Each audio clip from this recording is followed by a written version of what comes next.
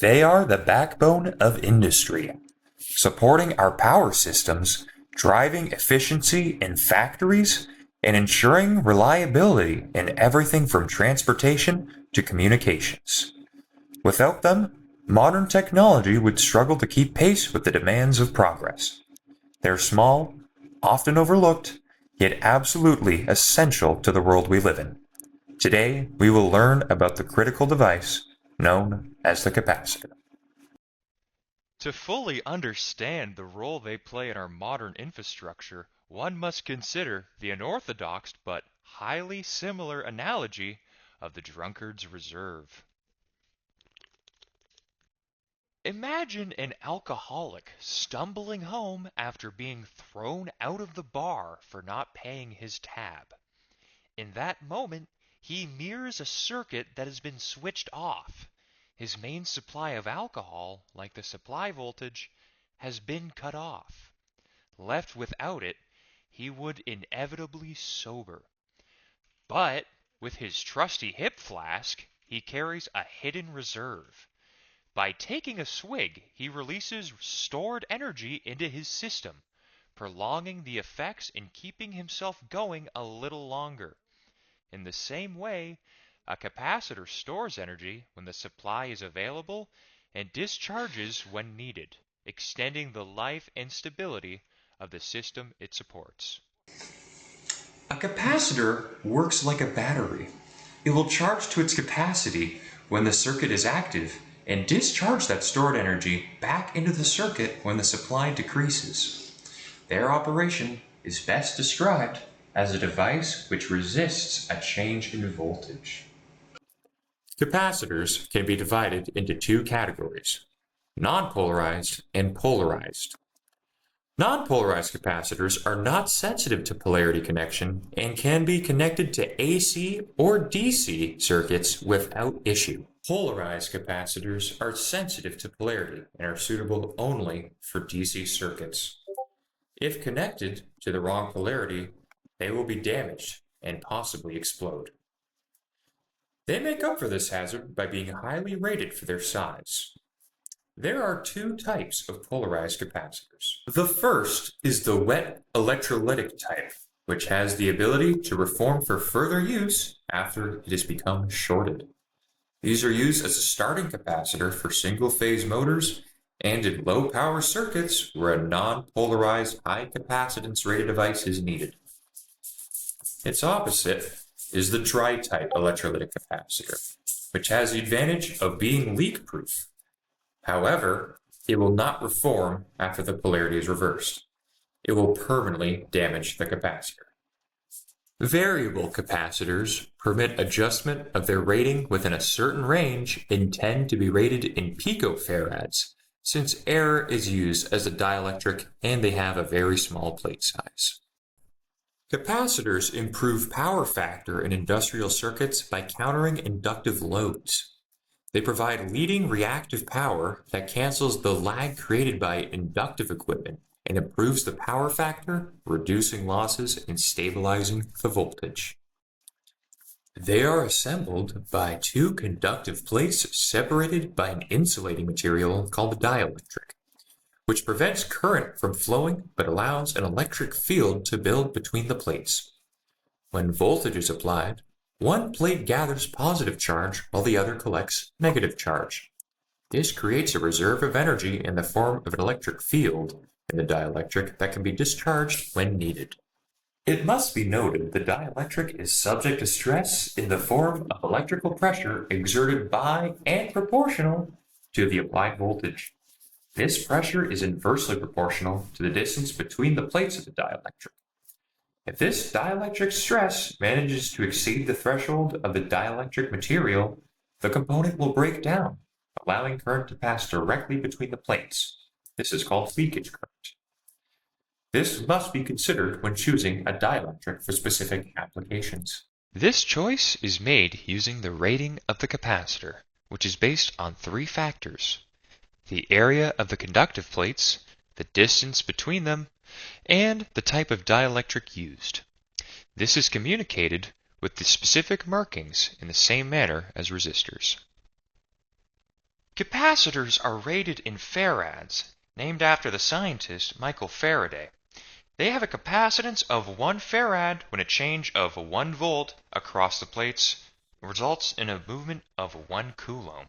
To calculate, use the formula Q equals C times V. Capacitors are measured in farads, but most are much smaller than that. A 1 farad capacitor would be too large for most systems, so they are usually rated in micro or picofarads. One must consider whiskey.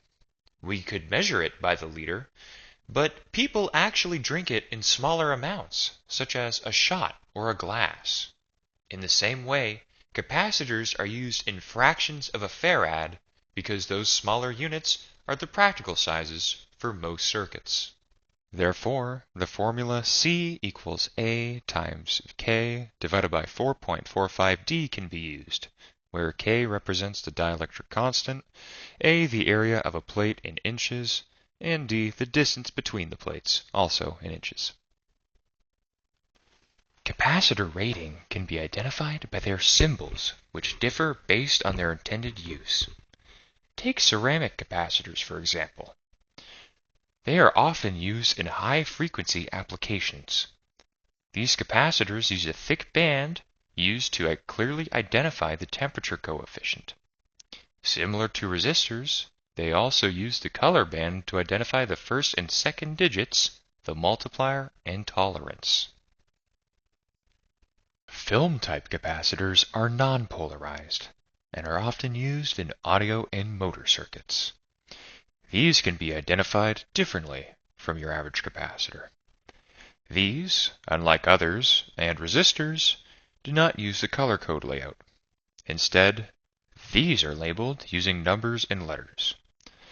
The first two indicate the first 2 digits of the value of the rating. The third is the multiplier, which would be the number of zeros added to the first 2 digits. Lastly, the letter is the tolerance. There are many dielectric materials used, and each one will impact the behavior of the capacitor. Materials that have a greater ability to store charge, known as the dielectric constant, will store more voltage and thus have higher capacitance. The dielectric material will also influence properties such as leakage current, breakdown voltage, and the stability over time. A capacitor's influence on a circuit depends on its installation. When installed in series, it's like increasing the distance between the capacitor plates. Just like stretching the time between shots will decrease your total buzz, this will lower the overall capacitance of the circuit. A parallel arrangement will effectively increase the total surface area of the plates, and each of their ratings will add to the total capacitance of the circuit. Though individual capacitors may differ in their rating and position within a circuit, a universal constant they share is their charge and discharge rate. Capacitors will store and release their energy at an exponential rate. To understand, one must consider the unorthodox but highly similar analogy of driver's remorse. Imagine a man reaching for his keys. At 0 beers, in our case the first of 5 time constants, the likelihood of avoiding a DUI is 100%. But for each beer consumed, those odds become increasingly slim. After 5 beers, the 5th time constant, he is guaranteed to be pulled over by an officer. This represents the discharge rate of the capacitor, where after each time constant, the capacitor possesses less charge, about 63.2% less each time. Equally, the charge rate can be represented by the number of beers versus how much regret he will feel in the morning. The charge time for a capacitor can be determined by the formula T equals 5RC, where T is time in seconds, R represents the resistance in ohms, and C the capacitance in farads. To find the time to reach one specific time constant, substitute the number 5 for whichever constant you desire. Now that the fundamental operation of capacitors is understood, we can discuss how they function in AC and DC circuits. In DC circuits, capacitors will charge to their maximum and then prevent further current flow, only discharging when the supply of current begins to diminish. During this period, no electrons travel across the capacitor, but the rapid change of charge across the plates makes it appear as though there is current flow. In AC circuits, capacitors are kept busy. By nature, they resist any change in voltage, and AC voltage is constantly varied due to its sine wave formation. They will constantly cycle between charging and discharging as the capacitor plates continually swap their charges. For this reason, it appears that current will pass through the capacitor during operation, when instead it is constantly expelling the energy it accumulates. Capacitors are commonly used in AC circuits for the starting of single-phase motors and to filter noise. A capacitor's resistance to current depends on the frequency of the sine wave. If the AC signal is slow, the capacitor has time to fully charge before the voltage flips, so it blocks current flow like an open switch. If the AC signal is fast, the capacitor can't fully charge, so current will flow more easily.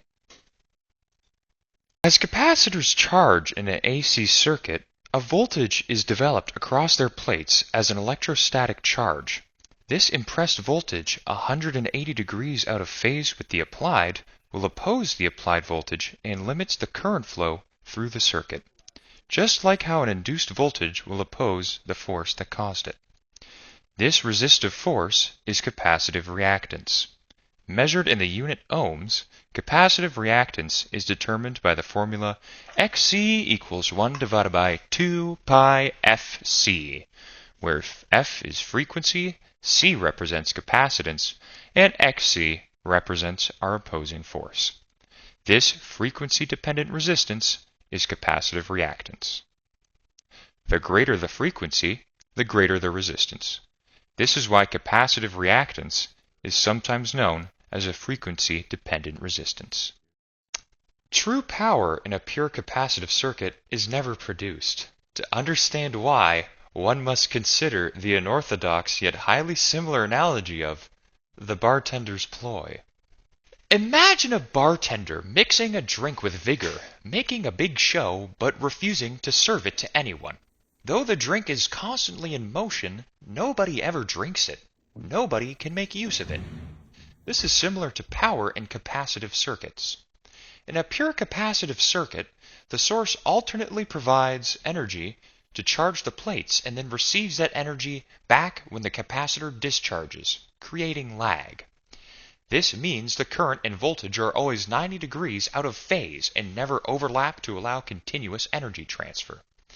This back and forth exchange allows reactive power to flow, but there is no net energy consumption over a full cycle. For this, true power is zero. Only reactive power is present, bounding between the source and the capacitor without being used at all. However, this lag is exactly how capacitors are used to perform power factor correction, which increases efficiency overall. Often during troubleshooting, one must determine if a capacitor is functioning properly. Before testing, discharge the capacitor by connecting a resistor to the leads. Once discharged, connect an ohm meter across the leads. The testing should rise and then return to infinity, confirming the capacitor is not shorted. Next, test the dielectric strength at the rated voltage marked on the capacitor. Finally, set the multimeter to measure microfarads and connect it across the leads to verify the capacitance. So, to summarize, capacitors may be simple, but they play an absolutely critical role in stabilizing and supporting the modern electrical system. Understanding how they work ensures their use safely, effectively, and to their full potential.